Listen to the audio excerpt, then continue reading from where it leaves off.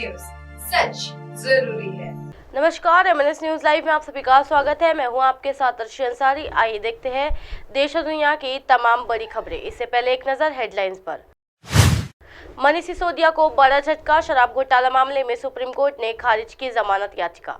Supreme court का सुकेश की पत्नी की जमानत याचिका पर सुनवाई से इनकार, कह दी गंभीर बात। हम दखल नहीं देंगे, आप सांसद राघव चड्ढा की किस याचिका पर एससी ने ये कहा। आइए देखते हैं खबरें विस्तार से। मनीष सिसोदिया को बड़ा झटका, शराब घोटाला मामले में सुप्रीम कोर्ट ने खारिज की जमानत याचिका। जी हां, दिल्ली शराब घोटाला मामले में दिल्ली के पूर्व उप मुख्यमंत्री मनीष सिसोदिया की जमानत याचिका सुप्रीम कोर्ट ने खारिज कर दी है। जस्टिस संजीव खन्ना और एसवीएन भट्ट की पीठ केंद्रीय जांच ब्यूरो यानी सीबीआई और प्रवर्तन निदेशालय यानी ईडी द्वारा मनीष सिसोदिया के खिलाफ जांच किए जा रहे मामलों पर फैसला सुनाया गया। सुप्रीम कोर्ट ने कहा है कि ट्रायल कोर्ट इस मामले की सुनवाई 6 से 8 महीने में पूरी करे। वही सुप्रीम कोर्ट ने कहा कि प्रोसेस ना होने पर फिर से अर्जी दी जा सकती है। इससे पहले सुप्रीम कोर्ट ने इस मामले को लेकर दिल्ली शराब नीति मामले में सीबीआई और ईडी से कई सवाल पूछे थे। सुप्रीम कोर्ट ने सुनवाई पूरी होने पर 17 अक्टूबर को मनीष सिसोदिया की जमानत पर फैसला सुरक्षित रखा था। मनीष सिसोदिया फरवरी से जेल में है और आम आदमी पार्टी ने आप लगातार उनकी रिहाई की मांग करती रही है। जस्टिस संजीव खन्ना के फैसला सुनाते हुए कहा कि कुछ पहलू अब तक संदेहास्पद है, लेकिन 338 करोड़ रुपए ट्रांसफर होने का पहलू लगभग साबित हो रहा है, इसलिए जायजा जमानत अर्जी खारिज की जा रही है। अब तक क्या कुछ हुआ है। मनीष सिसोदिया ने सुप्रीम कोर्ट से पहले हाई कोर्ट का दरवाजा भी खटखटाया था। हाई कोर्ट ने उनकी याचिका को खारिज कर दिया। अब मनीष सिसोदिया ने हाई कोर्ट के फैसले को सुप्रीम कोर्ट ने चुनौती दी थी।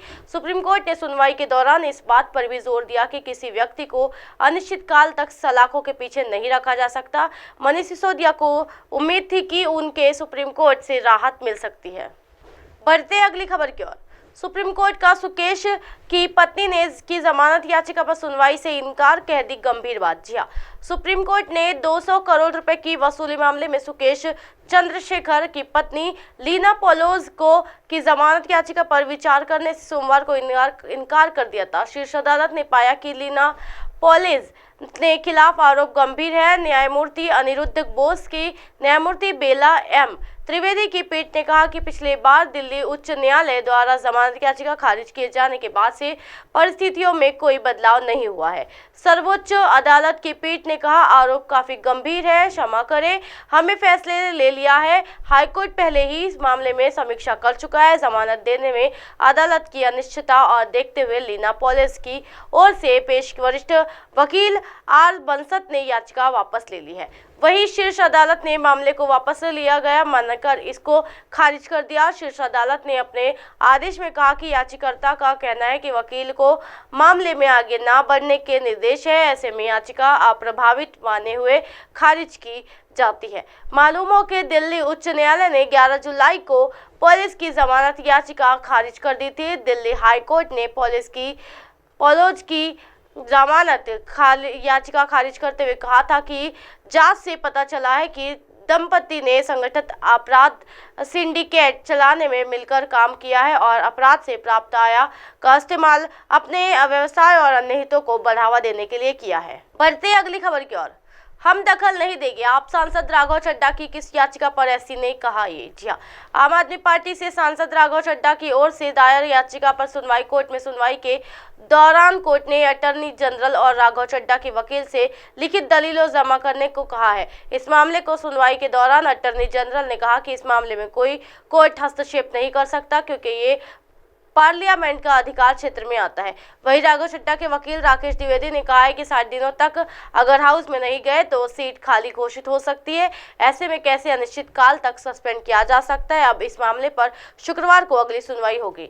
इस मामले की सुनवाई के दौरान सुप्रीम कोर्ट ने कहा कि हम विशेषाधिकार हनन के विस्तृत विषय या विशेषाधिकार कमेटी के अधिकार क्षेत्र में दखल नहीं देंगे। कोर्ट के सामने जो विचार का मसला है वो अनिश्चित काल तक राज्यसभा में राघव चड्ढा का निलंबन है। राघव चड्ढा ने राज्यसभा से अपने निलंबन को चुनौती दी है। अगस्त में राघव चड्ढा को निलंबन किया गया था। राघव की तरफ से दलील दी गई है कि उनके खिलाफ विशेषाधिकार हनन का मामला नहीं बनना है। अगर मामला बनता भी है तो वो नियम 256 के तहत उन्हें सिर्फ उसी सत्र तक के लिए निलंबित किया जा सकता है। आपको बता दें कि ये मामला अभी संसद की विशेषाधिकारी कमेटी के पास है। इसी तरह की दिन भर की तमाम बड़ी खबरों से फिर कराओगे आपका रूबरू। तब तक देखते रहिए एमएनएस न्यूज नेटवर्क। मेरे साथ ये निर्शंसारी के साथ नमस्कार।